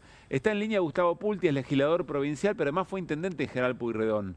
Gustavo, ¿cómo te va? Pablo Caruso y todo el equipo de QR saludamos. Buenas noches. Buenas noches, Pablo. ¿Qué tal? Un gusto de saludarlos. Bueno, con tu experiencia como intendente, ¿qué evaluación estás haciendo de toda esta situación? Que a Mar del Plata le va bien cuando le va bien a la Argentina. Cuando la Argentina tiene achicamiento en su mercado interno, cuando la Argentina abandona la obra pública, cuando la Argentina deja de concebirse como nación y deja libradas a los argentinos y a sus ciudades a la suerte del viento, pasan estas cosas. La Argentina con récords de reservas de gas, con Vaca Muerta produciendo de manera importante. Al mismo tiempo deja a su gente sin gas. Y esto es porque se abandonaron las obras que estaban en marcha. Se había inaugurado el gasoducto de la costa, estaba finalizada la obra, Hay un impulsor en la ciudad de Las Armas, en la Ruta 2, que todo el mundo que viene a Mar del Plata por la Ruta 2 identifica muy bien dónde están Las Armas. Hay una planta impulsora que se detuvo el año pasado. Los invito, si quieren googlear, cualquiera que ¿Se nos esté detuvo mirando, por van a qué? encontrar. ¿De quién es esa responsabilidad? Del gobierno nacional, absolutamente. Es una obra nacional interrumpida por Milei. Cualquiera puede googlear y puede verificar las protestas de los trabajadores de la UOCRA, porque también ellos se quedaron sin trabajo cuando se interrumpió la obra. Finalmente están las consecuencias. Esto es apenas un síntoma. Es un Le pido síntoma a la de la producción a ver primera si parte. podemos buscar, si hay, seguramente está el registro de las protestas en la UOCRA por la paralización de las obras. Pues es interesante, porque en aquel momento ya se decía, a ver si lo podemos encontrar y compartir, protesta de trabajadores de la UOCRA porque perdían sus laburos, pero además era el reflejo, era el anticipo de lo que efectivamente iba a ocurrir, Gustavo, es lo que está diciendo. Segundo semestre del año pasado. Está el secretario general de la UOCRA de Mar del Plata manifestándose en distintos portales de la ciudad y aparecieron en algunos también porteños. El reclamo por la interrupción por parte de Milei de una obra pública que no tenía que lograr una enormísima transformación, tenía que darle continuidad a las inversiones que se habían hecho con la inauguración del gasoducto Néstor Kirchner, tenía que darle, que había ocurrido durante el gobierno anterior, tenía que darle nada más que continuidad a una etapa que, si se me permite decirlo así, era obvia. Es una planta impulsora para que el gas que está disponible bajo nuestros pies en la Patagonia, que estaba trayéndose hacia acá con los gasoductos, reciba la impulsión necesaria para llegar a los domicilios y mantener el caudal necesario para que no pasen estas cosas. Bueno, eso se interrumpió. ¿Cuánto nos dijiste, Gustavo, que le faltaba a la obra? La obra estaba desarrollada en un 70%, en más de un 70%, interrumpida, como tantas otras obras, como hay obras interrumpidas en las rutas, como hay obras interrumpidas en escuelas y universidades. Axel Kicillof está este año, aun cuando no tuvo presupuesto, porque la legislatura lamentablemente no se lo quiso votar, aun cuando no le quisieron votar la ley de acceso al crédito, Axel ha continuado haciendo obras públicas que abandonó la nación. Por ejemplo, hizo obras públicas, está haciendo obra pública en universidades que abandonó la nación. Está trabajando en diferentes rutas, continúa haciendo obras porque entendemos con el gobernador, y entiende Axel, que lidera la gestión en la provincia de Buenos Aires, que es imprescindible hacer obras para poder acompañar y promover incluso el desarrollo del mercado y de la actividad privada. Esta obra interrumpida tiene sus consecuencias y yo los invito a que reflexionemos sobre qué pasaría si después de este año el modelo liberal libertario logra un aval para estas políticas. Esto es lo que está en juego un poco en 7 de septiembre y esto es lo que está en juego también en octubre. Gustavo, ¿es cierto que nunca ocurrió en Mar del Plata una cosa así? Nunca ocurrió, nunca ocurrió. Nunca, si ocurrió alguna vez, no hay registro histórico que yo conozca, por lo menos. Y déjame preguntarte por tu vínculo capilar, digamos, por una ciudad que gobernaste, digamos. 8 años. ¿La sociedad marplatense reacciona y observa esto de la obra pública?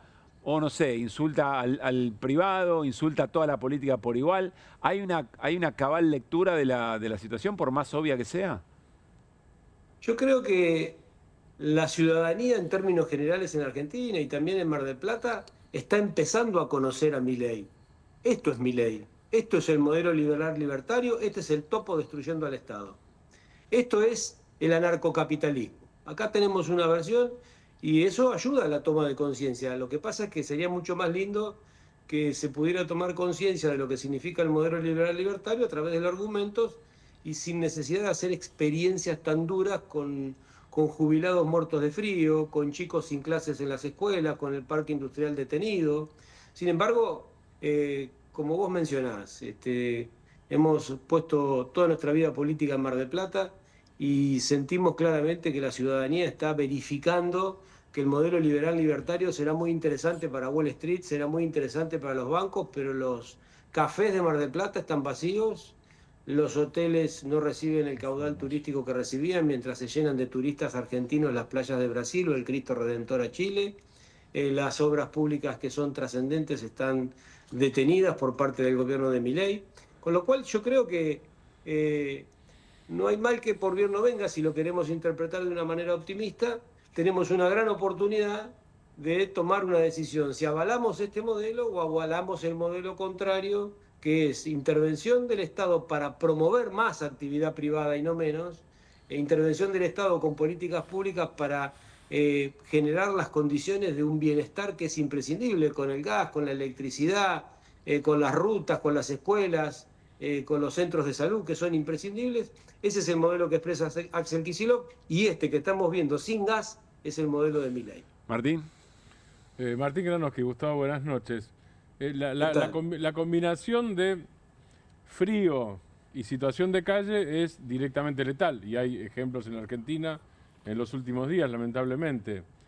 Ayer hubo un pronunciamiento de la justicia. Ayer el juez Juan Tapia, en Mar del Plata justamente, hizo lugar al amparo contra las patrullas de Guillermo Montenegro. ¿Podés profundizar en detalles, no sobre el amparo, sino sobre la realidad? ¿Qué significa eso? La realidad es que el intendente Montenegro ha decidido militar con los peores métodos para que finalmente Milei lo reclute. Montenegro quiere ser funcionario de Milei, Montenegro no quiere seguir siendo intendente de Mar del Plata, y en virtud de eso se manifiesta como un libertario más. ¿Cómo se manifiestan los libertarios frente a la pobreza? Con indiferencia y crueldad. ¿Qué ha hecho Montenegro? Ha creado una patrulla municipal. En lugar de la policía que dejamos nosotros, que era una policía local con 1.200 miembros, el 63% eran mujeres, había una escuela municipal de seguridad, todo eso lo abandonaron, todo eso lo dejaron y crearon una patrulla municipal con 4 o 5 patobicas que se dedican a golpear a la gente en situación de calle, a la gente que no tiene dónde dormir, o golpean a las personas que cuidan coches. Y ayer ha habido un desgraciado fallecimiento de una persona que tenía dificultades de salud mental, tenía dificultades de alcoholismo, pero que se murió de frío. Y esto ha generado un gran revulsivo, una gran sensibilización en toda la ciudad, y ha habido una manifestación del juez Tapia, quien sacó una resolución que acogió un habeas corpus presentado por la Comisión de la Memoria y por otras instituciones, en el sentido de parar un poco la mano con la violencia institucional y la violencia física, especialmente física, que aplica esa patrulla municipal, que no habla de los empleados municipales de Mar del Plata, que los empleados municipales dan clases, los empleados municipales atienden la salud, los empleados municipales tienen la camiseta de los vecinos. Esta es una innovación, entre comillas, que ha hecho Montenegro, reclutar patobicas para golpear personas pobres, y el juez le ha llamado la atención, no solamente por los hechos, sino por la jactancia de los hechos, por la publicación de los hechos en redes. Porque se construían videos, se armaban... Lo pasamos aquí, claro. Ayer, ¿no? O sea, videos para mostrar esa crueldad. Es tremendo, ¿no? Gustavo, vamos a compartir la información que mencionabas, ¿no? El año pasado, segundo semestre, habías dicho, de los trabajadores de la construcción. Volvió a quedar paralizada la obra de la planta compresora de gas Las Armas. Y ahí aparece en el Fundador, en el portal del Fundador. Está parada hace un mes por falta de pago de Nación. Mala noticia, seguimos con la misma política de antes. La obra empieza y termina, esto no se termina, es una lástima. César Trujillo, el secretario general de la UOCRA. Bueno, y ahí está lo que mencionabas. Es decir, en ese momento ya se podía prever que efectivamente estas cosas podían ocurrir. Sí, bueno, absolutamente. Salvo esta gente que Milei, Caputo, que están pensando cuál es el próximo insulto, cómo van a desenfocar a la ciudadanía de la realidad con un nuevo exabrupto, porque ese es el juego, ¿no?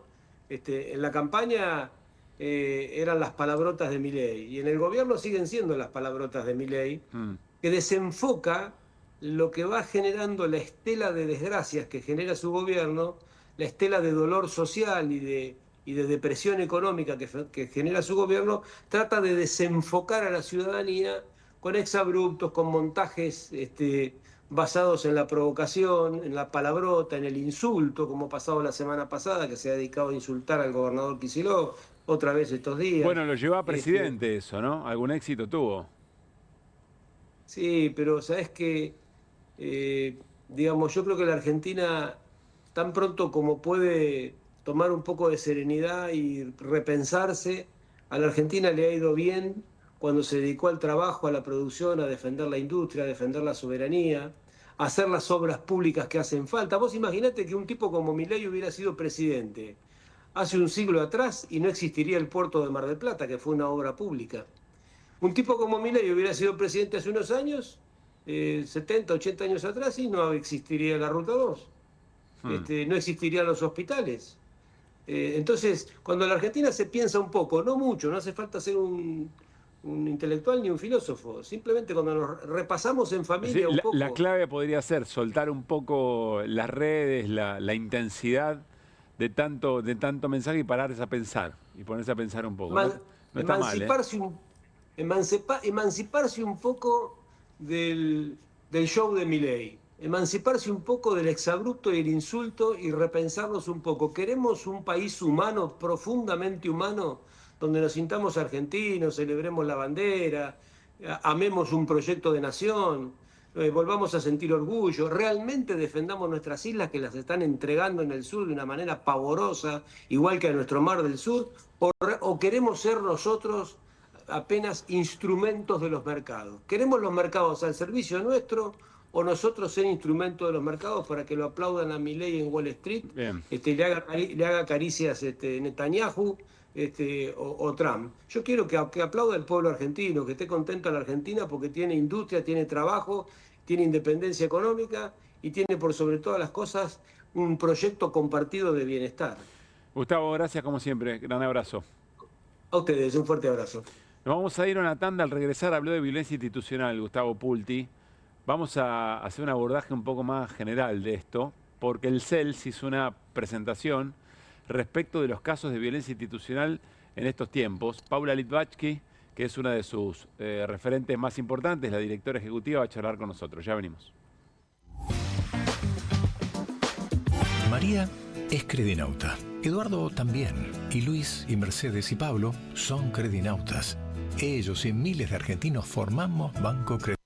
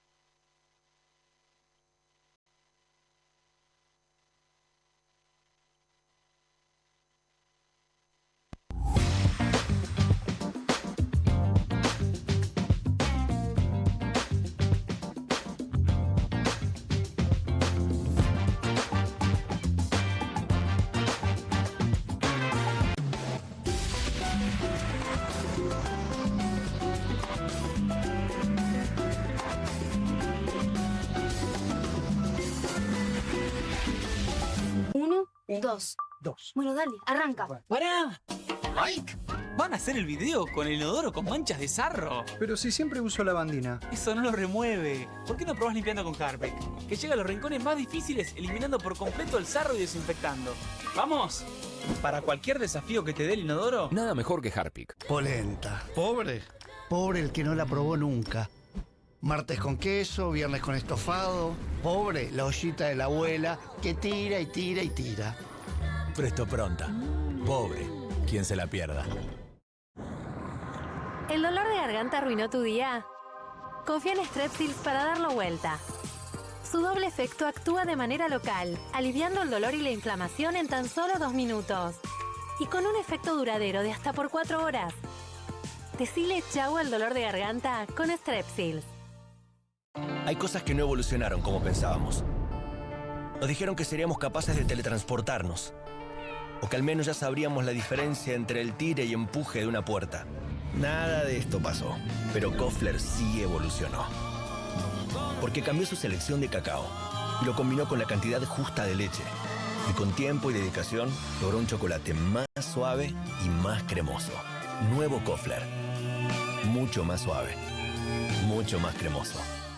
Salimos a la calle a probar la nueva fórmula de Vanish. ¿Quién me ayuda a manchar esta remera con algo que no salga con nada?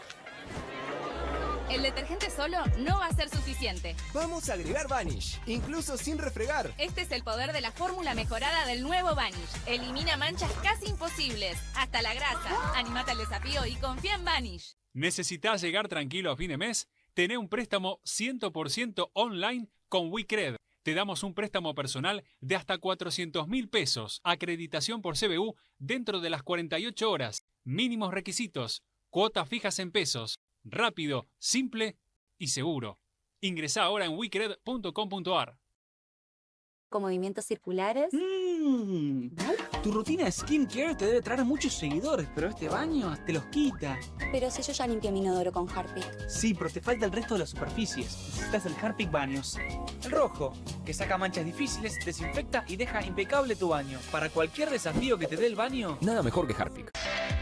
Estudia en la Facultad de Comunicación y en la mayor redacción de América. USBA, Universidad del Sur de Buenos Aires. La Universidad del Grupo Perfil. Licenciatura en Comunicación Periodística. Licenciatura en Comunicación Institucional. Títulos con reconocimiento oficial y validez nacional. Inscribite a las reuniones informativas en universidad@perfil.com. Aprende comunicación dentro de un medio de comunicación. USBA, Universidad del Sur de Buenos Aires. Hay una casta superior que es los periodistas que si mienten, calumnian, injurian y dicen cualquier cosa. ¿Tenés ahí los nombres de los periodistas que tengo que meter en cana? No nos tomamos esto a la joda, como esos periodistas mentirosos. Y dentro de la cancha vale todo, que la vayan a buscar, la tienen adentro. Soy un abanderado de la batalla cultural, pero los imbéciles con déficit de IQ doméstico, ¡ay, no, miedo! Mientras que los imbéciles de los periodistas... ¿Sabes la cantidad de periodistas que tengo para mandar a la hoguera? Las mentiras de los medios. Y periodistas ensobrados, operadores, basuras. No me venga con que son inocentes. No digo que sean tan malos como los periodistas. Digamos, raya el mal gusto propio de cerdos. Creo que es una ofensa decirle periodistas. ¿Sí? Milei odia al periodismo. Nosotros amamos al periodismo. Suscríbete a perfil.com.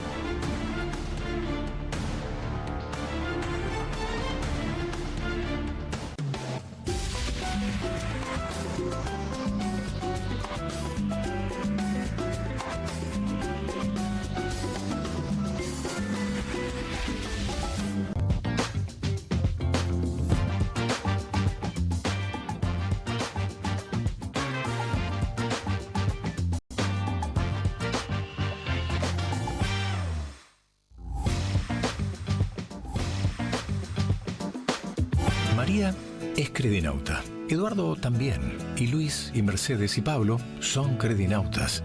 Ellos y miles de argentinos formamos Banco Credicop. Y somos credinautas porque desde siempre creímos que es mejor hacerlo juntos y no hacerlo solos, porque somos cooperativos y solidarios, y porque sabemos que solo nos salvamos si lo hacemos entre todos. Ahora, hacete vos también credinauta.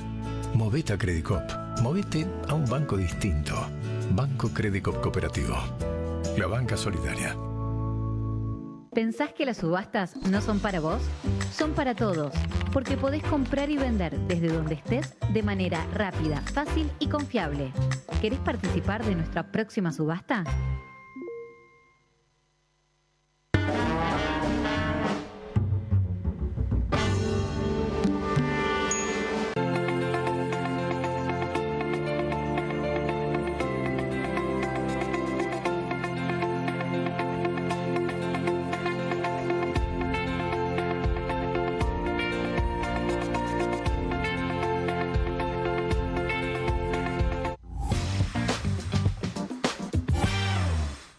Muy bien, seguimos en QR. Estamos a jueves, por supuesto, de alguna manera empieza el fin de semana. Qué ganas tenían, ¿no? Que se estaban apurando ya para jueves. Pero también está la posibilidad de compartir la cartelera del Centro Cultural de la Cooperación, que trae en julio nuevas propuestas. Todos los viernes, 8:30 de la noche, ahí está, Corrientes 1543, en la ciudad de Buenos Aires, el Centro Cultural de la Cooperación Floreal Gorini. Todos los viernes, 20:30, 8:30 de la noche, pueden ver Mar Única, Reportaje de una pintora española, un espectáculo unipersonal interpretado por Cecilia Hopkins con dirección de Ana Alvarado. Y los domingos a las 4 de la tarde se suma una propuesta de títeres para las infancias. Bueno, puede ir Martín Granowski también, ¿eh? Lo que esconden los libros, con dirección, claro, de Ariel Varela, Daniela Calvi y Juan Benbasat. De la compañía Tandem Teatro en el Espacio Barleta, en Diagonal Norte 943, que es la otra sala del Centro Cultural de la Cooperación. Y no se pierdan Minucias Concerto Brevis, con Jimena Riestra y Carolina Alberdi, una comedia musical absurda que va los viernes a las 9 de la noche. Y Museo Beresford, que se despide este mes, en julio, con dirección de Martín Ortiz y un gran elenco. Una comedia sobre la maldición de vivir en un país donde los muertos siempre siguen hablando, que está todos los sábados a las 10:30 de la noche. Para más información, saben que pueden visitar la agenda completa del Centro Cultural de la Cooperación, centrocultural.coop, o seguirlos a través de sus redes, y las entradas se consiguen por Alternativa Teatral o directamente en la boletería del Centro Cultural de la Cooperación. Saludamos a Paula Litvacki, es la directora ejecutiva del CELS, del Centro de Estudios Legales y Sociales. Hola Paula, Pablo Caruso y todo el equipo de QR te saludamos. ¿Cómo estás? ¿Qué tal? ¿Cómo están? Buenas noches.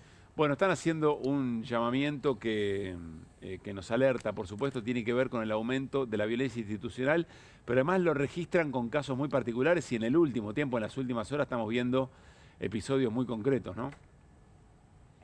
Sí, fundamentalmente lo que estamos viendo son episodios de criminalización, o sea, de uso de la justicia para perseguir formas de organización social, digamos, militancia, para meterse con posiciones críticas, con la protesta, con la expresión. Digamos, me parece que ahí hay una, diría yo, una escalada, una intensificación del uso de la justicia con fines persecutorios. Esto es un poco lo que estamos tratando de advertir y alertar digamos, socialmente y también al sistema político.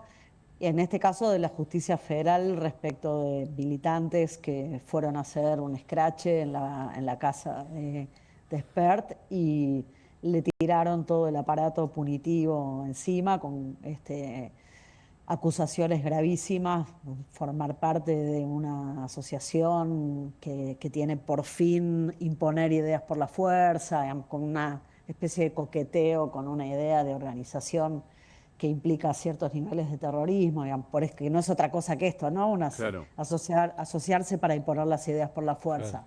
O sea, coquetean, digamos, de una manera u otra con este tipo de discursos que tienen que ver con identificar a la militancia o la organización social con la violencia y que en ese sentido entonces justifican una intervención del Estado, ya sea por represión policial o por criminalización directamente, muy grave y que va a tener efectos muy importantes también. Pero decías, Paula, todo un recorrido, porque uno podría arrancar con las protestas por la ley Bases, por ejemplo, y aquellas detenciones, más de 30 creo que habían sido, y la acusación de intento de golpe de Estado en su momento. Es decir, de aquel momento a esto que nos estás contando, o a esta interpretación que se hace del caso en la casa del escrache en la casa de Espert, hay una línea, hay una continuidad.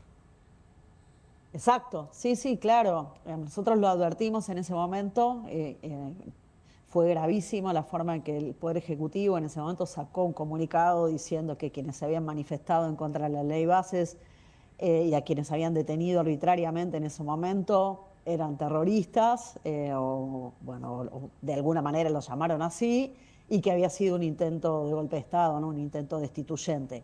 En la del 12 de marzo, cuando perdóname, Paula, habían dicho, recuerdo ahora, sedición era, ¿no es cierto? Sedición, claro, sedición los acusaron del delito.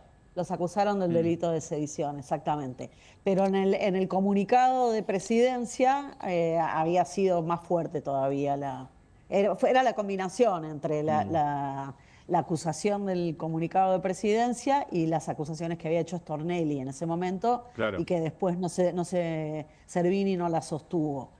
En la del 12 de marzo, de los hinchas de fútbol que fueron a apoyar a los jubilados, también hubo de ahí una derivación discursiva y una derivación judicial fuerte con detenciones que después no se sostuvieron y una denuncia penal del Ministerio de Seguridad a un grupo de hinchas acusados de ser parte también de una organización que quería imponer sus ideas por la fuerza, y esa causa hasta el momento no tiene absolutamente ningún sustento, ¿no?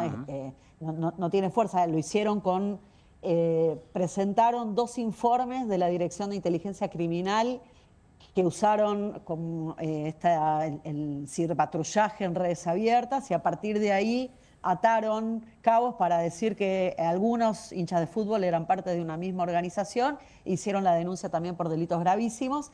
Lo que pasa es que en este caso no encontró receptividad judicial y entonces esa causa no avanzó arbitrariamente. Claro. Lo que hizo el Ejecutivo no logró probar la denuncia que estaba haciendo, aunque después públicamente quede instalada la idea. Claro. En este caso particular de Arroyo Salgado, el Juzgado Federal de San Isidro, lo gravísimo es cómo Expert hace la denuncia y cómo se ve que está el Ministerio de Seguridad atrás por las declaraciones de la propia Bullrich, por las declaraciones de Presidencia, pero lo que hace Arroyo Salgado es avanzar con la investigación, dejar detenidas a por lo menos 5 personas. Una está ya con la excarcelación rechazada y en la cárcel federal de Seiza, y se está esperando que la Cámara resuelva su excarcelación, y las otras personas estaban siendo indagadas hoy, creo que todavía no se resolvió su situación procesal, acusadas de delitos gravísimos también. Entonces acá lo que hay es una intensificación, un agravamiento, inclusive por parte de la justicia federal, que la combinación entre el Poder Ejecutivo, Ministerio de Seguridad, bancado por Presidencia, y el avance tanto del juzgado como de la Fiscalía, en este caso, es lo que también nos hace prender todas las luces. A ver, Paula, ahora tengo una pregunta sobre esto, pero estaba pensando en la detención de Juan Grabois y la confesión del jefe de policía diciendo que la orden la dio Patricia Bullrich y el presidente Milei. No sé si la incluyen dentro de esta deriva. Y bueno, pero claro, son indicios, son indicaciones de que hay una idea política Sí. una definición, una decisión política de generar estos mensajes y generar temor en la militancia, en la organización. Claro. Ahora, en el caso de Grabois, eso no tuvo otras consecuencias más que esa detención. En este caso... No, lo que me llamó entiendo lo que decís, pero lo que me llamó la atención es la orden de detención del Poder Ejecutivo directo sobre la accionar policial. Por eso, sí, por eso ahí lo que aparecía era una definición política claramente de que no se detuvieron a otras personas más que a quien estaba identificado como el cabecilla de la protesta, claro. ¿no? ¿Quién tiene que reaccionar y no lo hace, Paula? Mira, yo creo que por un lado el Poder Judicial o otros referentes de la justicia, y sobre todo de la justicia federal. Si alguien debería decirle, vamos a esperar a ver qué hace la Cámara, pero alguien debería decirle a Arroyo Salgado, oiga, ¿qué está haciendo? No solo eso. Hay que ver un poco cómo sigue esto. No, hay que ver un poco cómo sigue esto. ¿Por qué? ¿A qué te referís? Y bueno, porque yo creo que es gravísimo la traducción que ella está haciendo, el fiscal y ella están haciendo, de una situación que puede ser entendido como algo que a alguien le puede parecer de mal gusto, digamos. Uno puede discutir si es una forma de protesta que está bien, está mal, es políticamente productivo o no, si tiene que ver con el momento en el que estamos viviendo. Hay un montón de discusiones para tener en relación con las formas de expresión. Claro, pero son discusiones políticas esas, ¿no es cierto? Pero eso es una discusión política. Claro. Yo puedo pensar que fue una torpeza, pero la torpeza no es delito. Exactamente. O a lo sumo, en algunos casos, contravención, puede una contravención. Digamos, claro. A mí tampoco me gusta esa idea, pero pongamos que uno puede ponerlo. Pero acá lo que están diciendo es que se están organizando para imponer las ideas por la fuerza, con uno de los delitos más graves del Código Penal, y las están llevando a ser detenidas en cárceles federales. ¿Se acuerdan también que había habido una situación de una comunidad mapuche en Bariloche que las habían llevado por la fuerza a la cárcel de Seiza, y eso se desactivó, digamos? Hay algunos indicios. Y había pasado, Paula, en una de las marchas también, inclusive, con un vendedor de choripanes que estuvo en este programa, yo no recuerdo el nombre ahora. Bueno, pero una de las pues marchas entonces, también llevaron a cárceles federales directamente. Ahí, digamos, no quiero decir con esto que nunca en nuestro país se instrumentalizó la justicia para perseguir militantes y para desarmar protestas y para intervenir sobre la organización social. Bueno, pensemos en Milagro Sala, por supuesto, y en los 90 también uno puede encontrar algunos casos en los que esto está pasando. Nos da la sensación a nosotros, y lo que venimos viendo es por los discursos también, los mensajes del Poder Ejecutivo y por algunas respuestas de la justicia federal, el encarcelamiento de Cristina, por supuesto también, que acá hay una intensificación y hay, no sé, yo creo que hay por lo menos alguna falta de reacción por parte del sistema político en su conjunto para defender lo que era en su momento cierto acuerdo bipartidista de que íbamos a mantener garantías penales y que no se iba a encarcelar arbitrariamente y que no se iba a usar el derecho penal para esto, y también referencias fuertes dentro del Poder Judicial y de la Justicia Federal que pongan límites a esto, ¿no? Lo veníamos discutiendo en su momento también con la doctrina Irurzun, después esto se desactivó porque hubo reacciones, el Congreso también reaccionó. Bueno, en este caso de la causa de Spert, también Arroyo sostiene que las deja en prisión preventiva, sobre todo a Alesia, porque tiene un cargo en el gobierno de la provincia de Buenos Aires y que eso puede implicar que vaya a entorpecer la investigación, digamos, de alguna manera lo que venía haciendo la doctrina Irurzun también. O sea, no hay arbitrariedad sin hacer en esta causa, por lo menos, y digamos, me parece que ahí hay una cosa para pensar. ¿Hay coordinación entre Justicia Federal, en este caso de Arroyo Salgado, y Poder Ejecutivo, o sospechas de coordinación tuyas o del CELS? Mirá, o sea, no lo puedo confirmar. Reformulo la pregunta de Martín. Reformulo la pregunta de Martín. ¿La ves más cerca, Arroyo Salgado, de una reprimenda por parte de la escala superior o más cerca de ser candidata a la Corte? No, yo no creo que sea candidata a la Corte tampoco, me parece demasiado obvio. Creo que sí, acá está pasando algo. Para mí me parece que fue...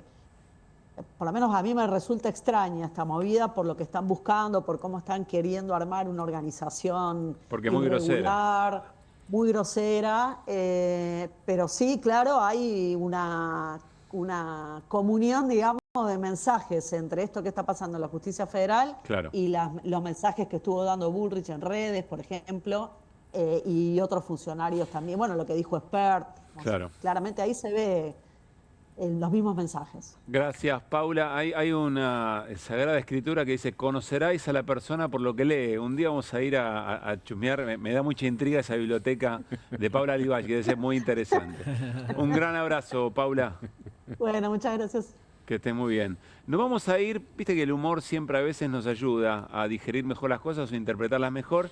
La revista Barcelona, en su versión digital, tuvo una lectura de todo este episodio. Me dice: crece la intolerancia, violencia, excremento, denuncia agresiones. Me arrojaron Spert. Nos vamos a la pausa, muy breve, y ya venimos con más QR. María es credinauta. Eduardo también. Y Luis y Mercedes y Pablo son credinautas. Ellos y miles de argentinos formamos Banco Credicop.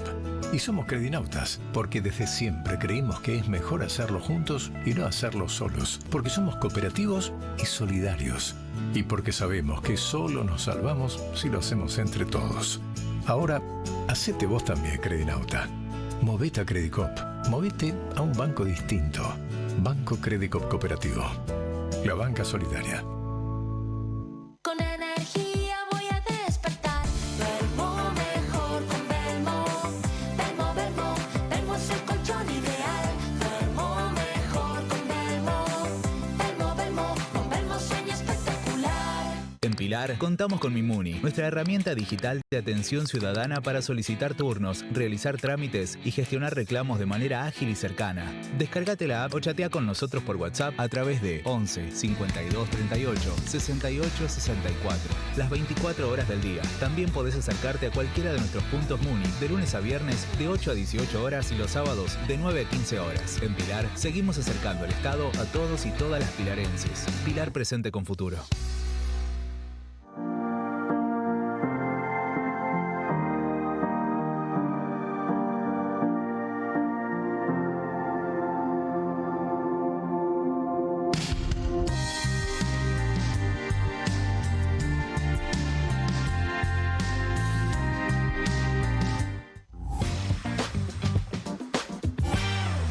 Bueno, muy bien, seguimos haciendo QR. Vamos a serle franco, estábamos charlando con Martín Granowski, qué es lo que le pasa con la ida de Salas de Racing. Tristeza. Esa es nuestra conversación. Tristeza. Ahora podemos hacer otra pregunta.